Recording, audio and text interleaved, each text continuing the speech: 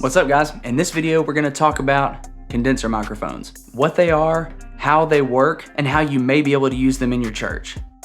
All right, so first, let's talk about how they work. So without getting too technical and above my own head, honestly, a condenser microphone obviously does the same thing as a dynamic microphone, just converting sound waves into an electrical signal, but it does that by using a capacitor to convert the sound waves into an electrical signal. So how does that work? So basically what happens, sound waves come in here, there's a diaphragm and a backplate that are super close together, and when the sound wave hits the diaphragm, the distance between the diaphragm and the backplate change, very slightly. And through these tiny little changes in distance between the diaphragm and the backplate, an electrical signal is created. So one difference between a dynamic microphone and a condenser microphone is a condenser microphone requires power.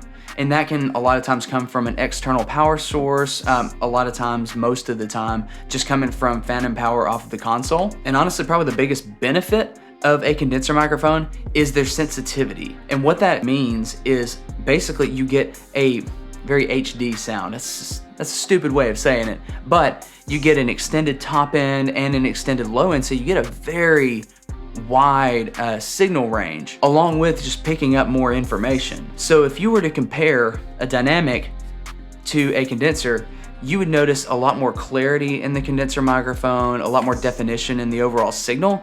But if you were to put it in a live situation and start singing into this thing, you would notice a horrible amount of feedback probably, and all the other bleed from the stage. So that's why it's not a great idea to use a condenser microphone on many things live, but you can on some. So if you aren't using a condenser microphone in your church, the first place I would suggest giving it a shot is your drum overheads. Your drum overheads are a really good and safe place to use a condenser microphone. Because the drums are already so loud, you won't have to gain the microphone super high, so you likely won't be dealing with a lot of feedback or anything like that, but you will get that good extended top end on your cymbals and a lot of clarity and air in the signal. So if you were to put a dynamic microphone over a cymbal versus a condenser microphone, the first thing you would notice is you lose a lot of top end on the 57 versus the condenser microphone.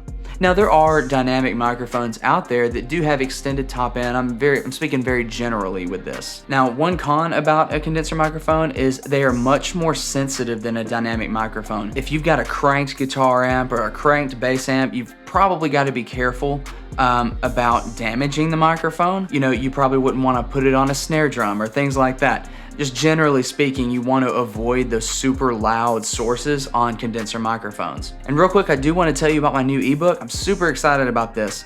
Basically, I put together a resource for you guys that is the resource I wish I had when I first started running sound. I feel like us church sound guys, we get caught up in the weeds of all the fun parts of mixing and things like that, and we always miss the basics. So I put the basics together for you in this book. So the first 100 downloads of it will be pay what you want with a minimum of like $1. So basically, you pay $1, pay what you want, pay more if you want. But I created this for church sound teams that need help.